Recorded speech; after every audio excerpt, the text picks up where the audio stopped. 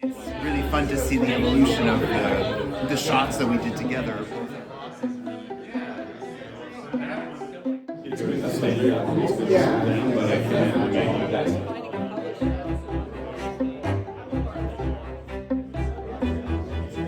And so, but this was not a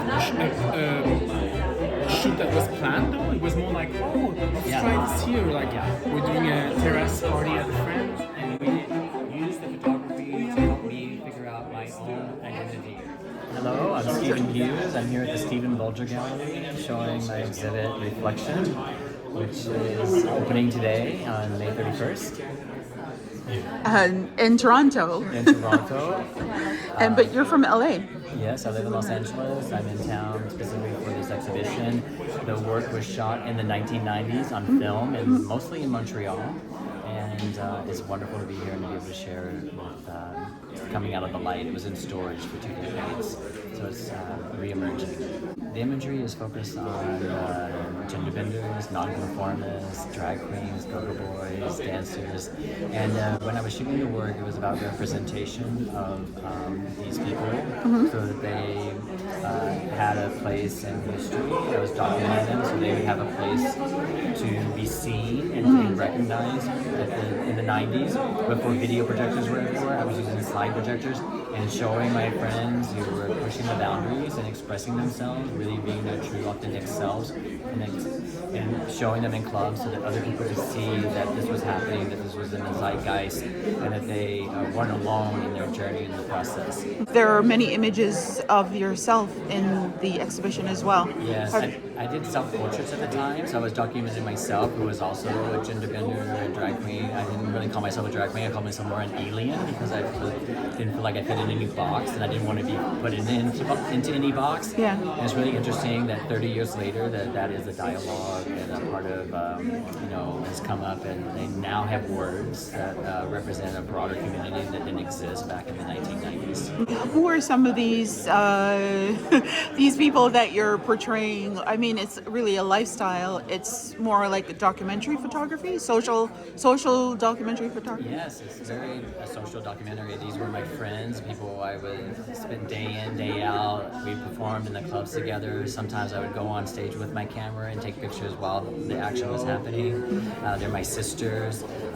This is Joffrey Frigid, and we were in the House of Pride together. We are a legendary house in Montreal.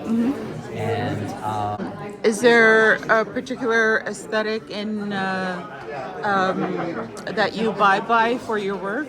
Or?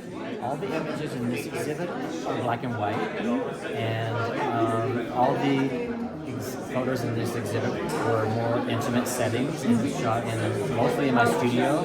And the proof copy of the book is some photos from Berlin as well, as I spent time there.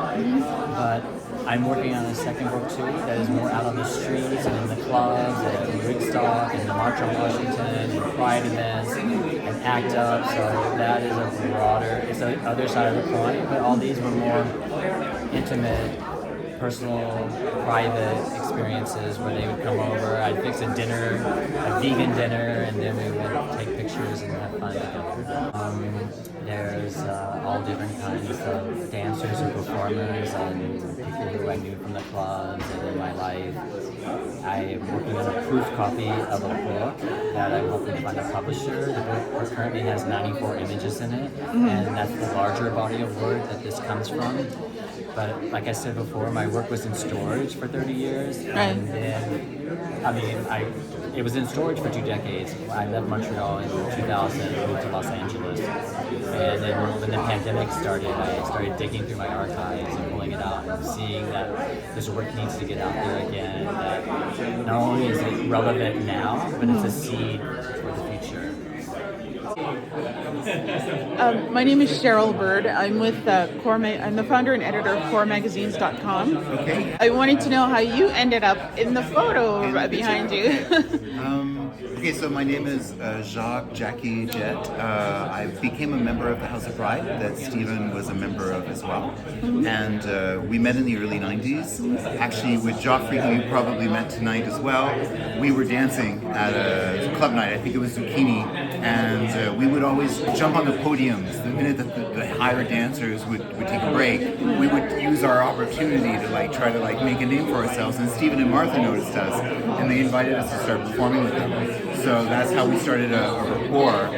And Stephen obviously took the most incredible pictures, and he was the first photographer I ever posed for. So I did a whole bunch of different pictures with him, and it's really fun to see the evolution of the shots that we did together, both in groups and alone with Stephen over the years. And the shot here was actually at the end of the night. Essentially, we removed our wigs and we were just sort of having fun and being silly. And I just vogued and took this pose, and Stephen just was like, "Oh my God, let's take a picture of it." So we took a picture, and it became this shot that is, that I find really iconic whenever I look at it. Yes. And just this beautiful moment in time. So kind of a haphazard accident, which the best happenings usually are. So yeah. So what was the location of the photo? This was done probably at the loft. So Martha and Stephen had this incredible loft that was, oh my God, this huge building, and essentially this huge open space where we would rehearse our choreographies and we would put on shows and parties. And so in this space, we would also use it as the photography studio. So this was happening and was shot there, essentially. So, Okay. yeah. And in downtown Montreal. Downtown Montreal. Oh, on the plateau, right? Plateau, exactly. On the plateau. I just. Trying to you do the pose. Is that you in the image? Yes. Yes. It's me. It's funny. Not me. I guess it's not me. You look so different. Totally different look. Makeup. I'm thinking that this is kind of 1990 Guns N' 1995, 96. This one? Yeah. but you look more like Guns N' Roses type 1990s Yeah, right now than became- Your flashback. Yeah. Because he creates his own music, which is Yeah, the glam Edge. became a bit more grunge with the years. Yeah. There's still some glam in there. I still do a bit of makeup sometimes, but I was really exploring the feminine part of myself a Yeah. lot more in those years. I was going more extreme that way. So, And it's still androgynous, but more on the feminine side. so were you aware that you were a subject in the film, in the image? I was making love with the mirror, and then it just arrived.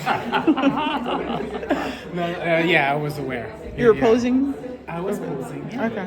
I wasn't someone who spied on people. They always knew that we were participating in it together. They always knew. I wasn't trying to get people backstage undressing without knowing that I'm there. Everyone always knew that we were there doing this together. And so, but this was not a shoot that was planned, though. It was more like, oh, let's Yeah. try this here. Like, Yeah. we're doing a terrace party at a friend's. And we had just finished doing Pride Parade, so we walked the entire Pride Parade, went to our friend's house, and Frigid looked amazing still. I'm like, okay, let's do some pictures. Okay. So it wasn't a planned shoot. It was just in the moment, but I knew I was getting the shot. Yeah. So you look pretty much the same age as you Oh, do. that's very sweet. You don't have to say your age. Well, it is 30 years ago almost. Okay. Yeah. Oh wow. He was a baby. But, I'm a vampire, so. Okay. So do you like being a subject? I love getting a real shoot when I'm all dressed up and the lighting and everything. I really enjoy that.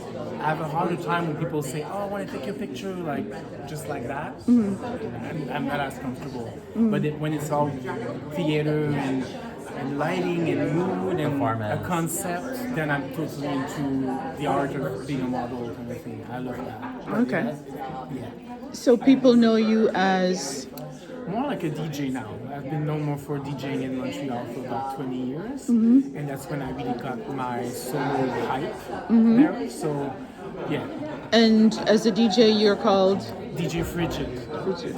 And when I started there, I was called Joffrey Frigid, which was my first name and Frigid. And then when I became a DJ, I just said, "Oh, DJ Frigid sounds good," and I just used that.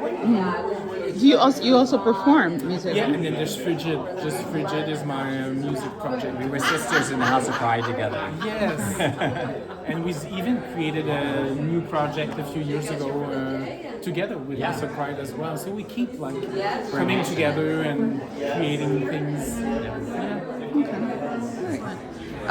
Which image is your favorite image? It's really hard for me to say which image is my favorite image. It really changes from moment to moment, my mood, my energy. But because they're my friends, I love my friends. So I love many of them not because of what I did, but because of who they are.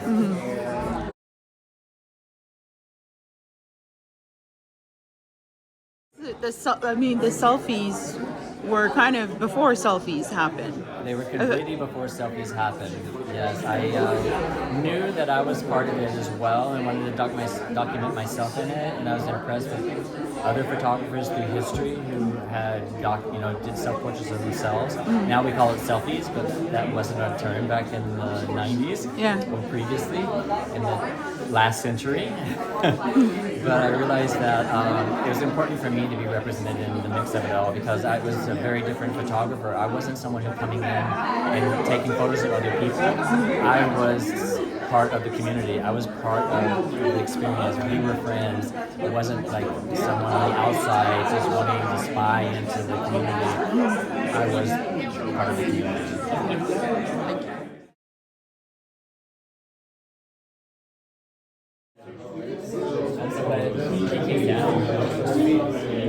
Congratulations, and yeah, I still